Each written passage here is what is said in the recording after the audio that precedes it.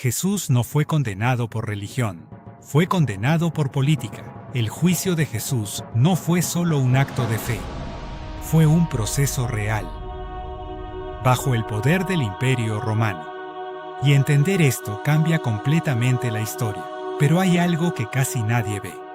Esto no empezó en un tribunal, empezó en una mesa. Todo comenzó de noche, horas antes de ser arrestado.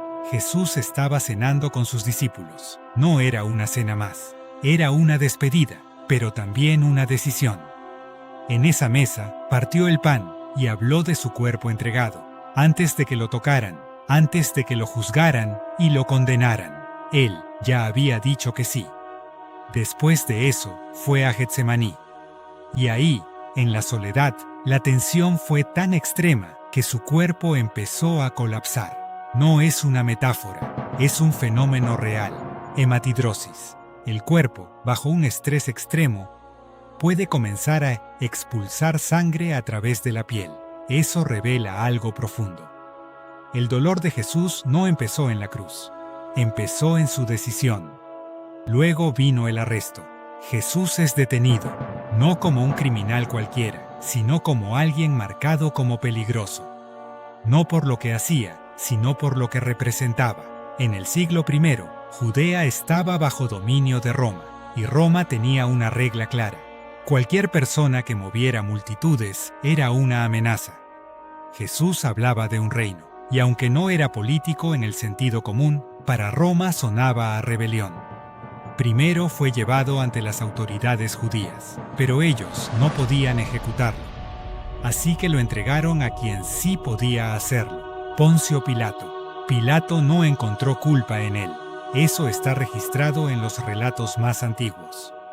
Pero sabía algo más importante. Si lo soltaba, podía haber disturbios, y Roma no toleraba el desorden. Pilato sabía que era inocente, y aún así lo condenó. Entonces tomó una decisión fría, no basada en la verdad, sino en mantener el control.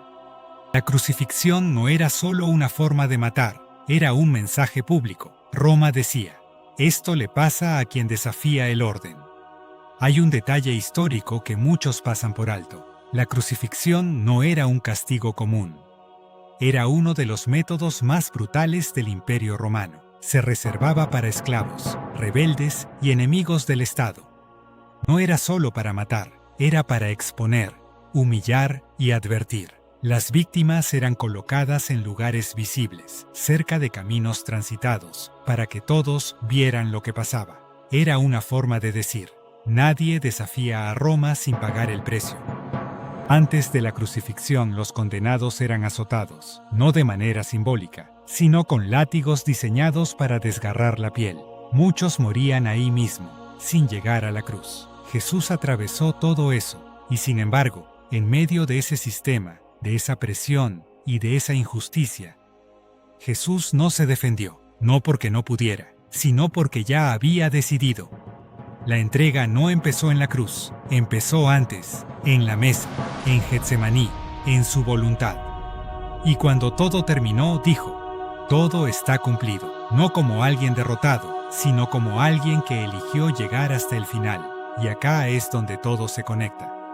El jueves no fue solo una cena, y el viernes no fue solo una ejecución, fue una misma entrega, llevada hasta el final.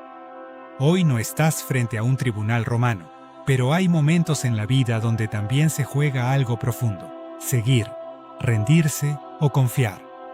Tal vez la fe no sea entender todo, tal vez la fe sea esto: seguir adelante, aun cuando no tenés todas las respuestas. No es historia, es verdad que sigue viva.